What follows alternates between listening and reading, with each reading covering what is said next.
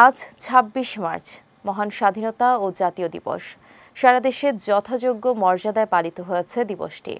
প্রতিনিধিদের পাঠানো তথ্যচিত্রে বিস্তারিত টেক্সট রিপোর্টে।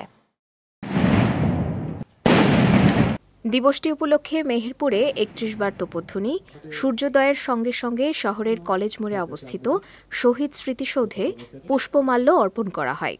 একইভাবে গাংনী ও মুজিবনগর উপজেলায় দিবসটি যথাযোগ্য মর্যাদায় পালিত হয়েছে। পরে শহীদদের আত্মার মাগফিরাত কামনা করে দোয়া করা হয়। জয়পুরহাটে যথাযোগ্য মর্যাদায় নানা আয়োজনের মধ্য দিয়ে মহান স্বাধীনতা ও জাতীয় দিবস পালিত হয়েছে। শহরের শহীদ ডাক্তার আবুল কাশেম ময়দানে কেন্দ্রীয় স্মৃতিসৌধে প্রথম প্রহরে ফুল দিয়ে শ্রদ্ধা নিবেদন করেন জেলা প্রশাসক আফরোজা আক্তার চৌধুরী, পুলিশ সুপার মোহাম্মদ আব্দুল ওয়াহাব সহ সরকারি বিভিন্ন দপ্তরের কর্মকর্তা, প্রেস ক্লাব, সামাজিক, রাজনৈতিক ও সাংস্কৃতিক সংগঠন।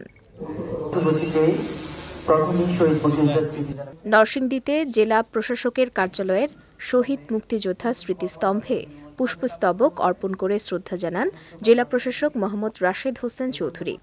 এর পরপরই শ্রদ্ধা জানান police super Mohammad Abdul Hannan, civil surgeon doctor Syed Amirul Haque Shamim সহ বিভিন্ন সরকারি বেসরকারি প্রতিষ্ঠানের কর্মকর্তা, মুক্তিযোদ্ধা সংসদ, শিক্ষা প্রতিষ্ঠান, সামাজিক ও সাংস্কৃতিক সংগঠন। পরে নরসিংদীর কালেক্টর ঈদগাহে অনুষ্ঠিত হয় কুচকাওয়াজ। এদিকে পটুয়াখালীতে দিবসটি উপলক্ষে বিশেষ দোয়া ও মোনাজাতের আয়োজন করা হয়। পরে বিভিন্ন শিক্ষা প্রতিষ্ঠানে আলোচনা সভা, সাংস্কৃতিক অনুষ্ঠান এবং জেলা শিল্পকলা একাডেমিতে আয়োজিত অনুষ্ঠানে মুক্তিযোদ্ধাদের সংবর্ধনা প্রদান করা হয়।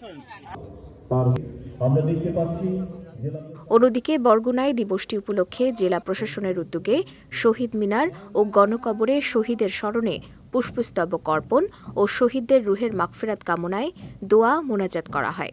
পরে বরগুনা স্টেডিয়ামে কুচকাওয়াজ অনুষ্ঠানে রাষ্ট্রের পক্ষে শুভেচ্ছা বক্তব্য রাখেন বরগুনা জেলা প্রশাসক মোহাম্মদ শফিউল আলম। এছাড়া পাবনার ঈশ্বরদী, ফেনী, নেত্রকোনা, কুষ্টিয়ার কুমারখালী, মুন্সিগঞ্জ, ময়মনসিংহের ভালুকা, শেরপুর, ব্রাহ্মণবাড়িয়া, চাঁদপুর, খুলনা, রংপুর, বরিশাল, টাঙ্গাইলের মির্জাপুর ও রাজবাড়ীতেও নানা কর্মসূচির মধ্য দিয়ে দিবসটি উদযাপিত হয়েছে। বিজয় টিভি নিউজ ডেস্ক।